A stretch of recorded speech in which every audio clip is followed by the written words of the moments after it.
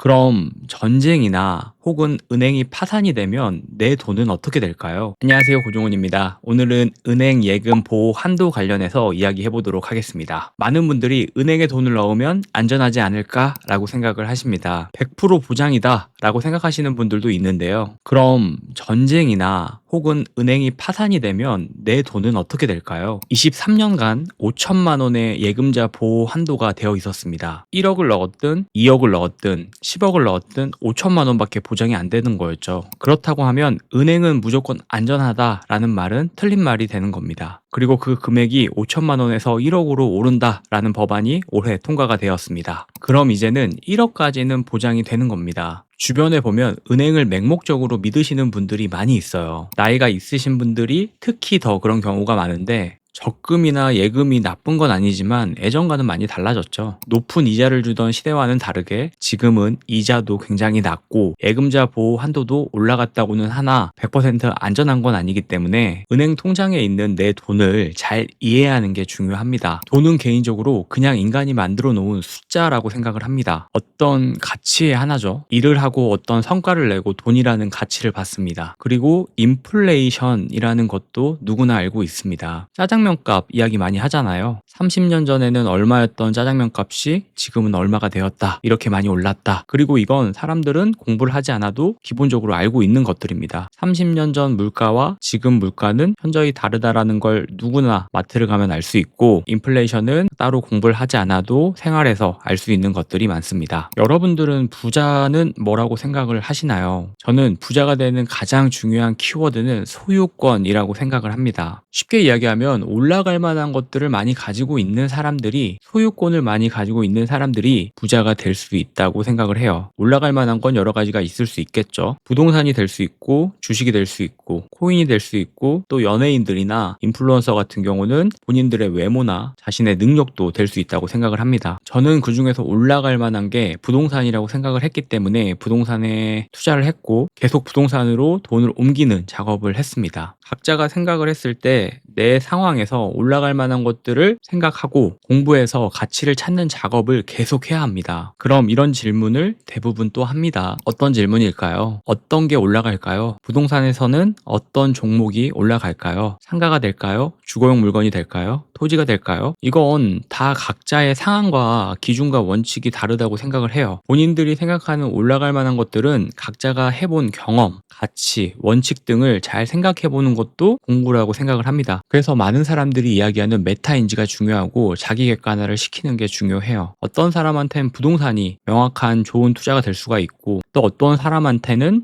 주식이 좋은 투자가 될 수가 있죠. 그리고 또 트렌드하고 또 빠른 것들에 특화가 되어져 있는 분들도 있어요. 그런 분들 같은 경우는 변동성이 큰 코인도 하나의 좋은 투자가 될 수가 있겠죠. 음악이나 예술, 노래 이런 것들에 또 특화가 되어 있으신 분들은 여기에 투자를 한다는 개념으로 시간이나 돈을 넣을 수도 있겠죠. 이 작업을 계속 꾸준히 해야 되고, 요즘 자기계발 이런 것들 많이 하잖아요. 그 자기계발의 하나의 일환이 이런 것들을 알아가는 과정이라고 생각을 합니다. 그래서 책도 많이 읽어보시려고 하시고, 안 해봤던 경험들도 한번 해보려고 하시고, 글을 써보는 것도 좋고, 그리고 제가 하나 팁이라고 말씀을 드릴 수 있는 건 좀 정리를 해보는 건 큰 도움이 되는 것 같습니다. 뭔가를 경험해보고 뭔가를 배웠다 라고 하면 기록을 한번 남겨보세요. 요즘은 블로그도 있고 SNS도 있고 이런 유튜브 영상들도 있고, 이런 것들을 정리를 하다 보면 생각보다 내가 알게 되는 것들이 정말 많습니다. 저도 유튜브에 영상을 올리면서부터 알고 있던 것들이 더 정리가 되고, 그 정리가 됨 속에서 아이디어들이 많이 나올 때가 있어요. 그래서 뭔가를 배웠다 라고 하면 거기서 끝내지 마시고 정리를 해보는 것도 추천을 합니다. 그래서 오늘은 예금자 보호 한도가 23년 만에 5천만 원에서 1억으로 올랐다라는 이야기 해봤습니다. 오늘도 영상 봐주셔서 감사하고, 다음에 또 좋은 영상으로 정리해서 돌아오도록 하겠습니다. 감사합니다.